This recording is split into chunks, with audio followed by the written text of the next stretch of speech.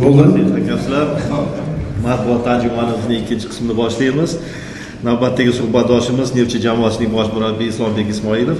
Islombek, bugungi o'yinda fikrlaringizni aytib o'tsangiz. Endi bugungi o'yinga keladigan bo'lsak, bu g'alabamizni birinchi navbatda kecha mana muhtaram prezidentimiz tomonidan viloyat hokimimiz Xayrullo Aytbayevich fidokorona xizmatlari uchun orden bilan taqdirlandilar.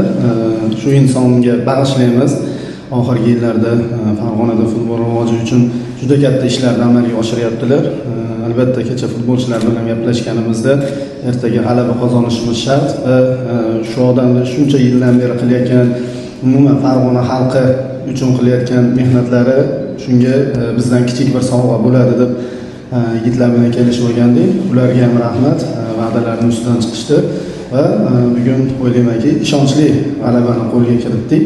Umuman birinchi taym va ikkinchi taymda 20-daqiqalarda intensiv tezkor o'yin namoyish etdik. Endi bu o'yinni ushlab qolish o'zi qiyin narsa. Biz mana 20-daqiqagacha juda ko'plab imkoniyatlar yaratdik, juda ko'plab hujumlar uyushtirdik, lekin imkoniyatimizdan foydalana olmadik va undan keyingi o'sha bitta imkoniyatimizdan foydalandik. Endi agar biz doimiy ravishda shunaqa intensiv futbol o'ynaydigan bo'lsak, doimiy ravishda hujumkor o'yin o'ynaydigan bo'lsak, unda bu yaratilayotgan imkoniyatlarimizdan foydalanish kerak. Bu bo'yicha birinchi taymdan keyin futbolchilarga ham ko'rsatma berdik.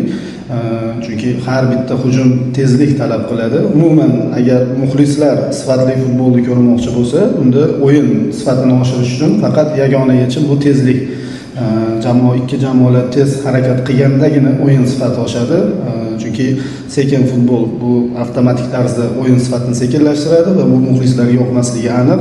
Endi o'yin tezlashgandan keyin futbolchilar juda katta kuch yo'qotyapti. Har bitta hujumga butun jamoa bo'lib ko'tarilyapmiz va har bir hujum davomida bitta futbolchi 60 kerak bo'lsa 70 metr masofalarni bosib o'tyapti.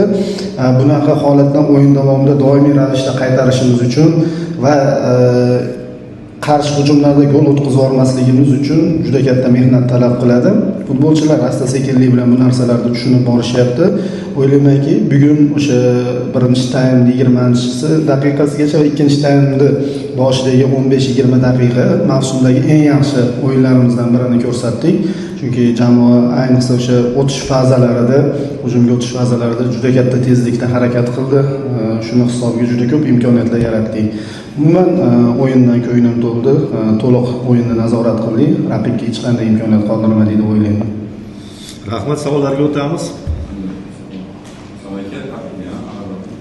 Doriyevni bugun zonalari bekor bo'ldi. Doriyevga qanaqadir o'yinchi baylanganmidi? Shu Doriyev o'yin bermasligi. Yo'q, biz aynan qaysidir futbolchiga personaliy bitta futbolchini qo'ymaymiz.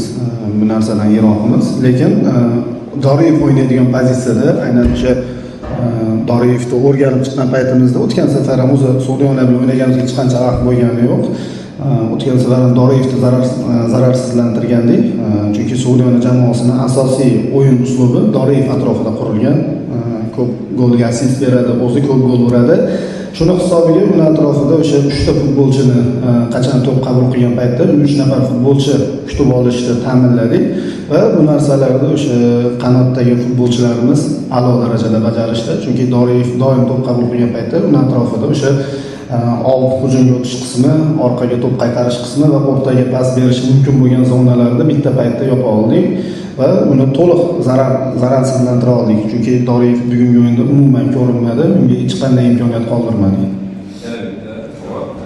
Jarohatlangan futbolchilar hafta-kungacha qayta olishadimi?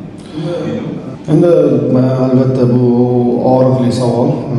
Sababi oson bo'lmayapti. Jamoaning juda ko'plab yetakchi futbolchilari yo'q. Ularda o'rni beqiyos jamoada. Shuning uchun tezroq qaytishlarini kutyapmiz, lekin bilmadim, katta ehtimol bilan bu qiyin holat, lekin doktorlar, ular atrofida ishlayotgan barcha mutaxassislar maksimal darajada qaytarishyapti. Ularda o'sha tezroq jamoaga qaytarish uchun barcha ishlar amalga oshirilyapti.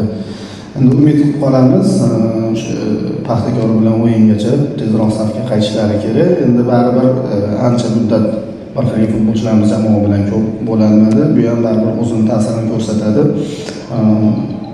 endi o'yin uslubimiz rivojlanib, bitta sistema shakllanayotgan paytda jarohatlar albatta o'yinni tizdan chiqaradi. Lekin shunga qaramasdan qolgan futbolchilar ham juda katta hajmdagi ishni bajarishyapti. O'sha tarkibimizdagi futbolchilar yo'qligini ular ham bilintirmayapti. Lekin aytganimdek baribir ularni jamoada o'rni beqiyos. Rahmat. Marhamat. So'nggi kunlarda ko'ryapsizki, komandalar faqat qabrlardan hujum qilyapti. Bu siz tanlagan shu taktikangizmi yoki raqib komandadan kelib chiqib shunaqa taktika tayyorlayapsizmi?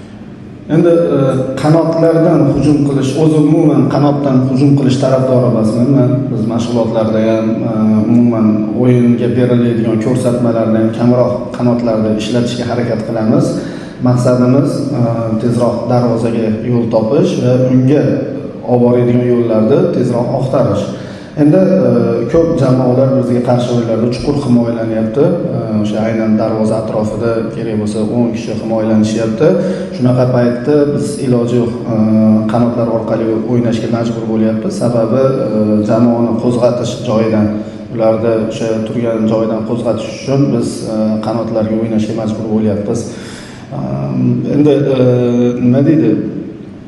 Agar qanotlardan berilayotgan uzatmalardan samarali foydalansak, bu ham o'zi aslida foydamizga ishlaydi, lekin afsuski bu bo'yicha oqsayapmiz. Endi mashg'ulotlarda bunga ham alohida e'tibor qaratyapmiz. O'ylaymanki, bu bo'yicha ham xudo xolasa yaxshi natijalarga erishamiz. Savollar bormi?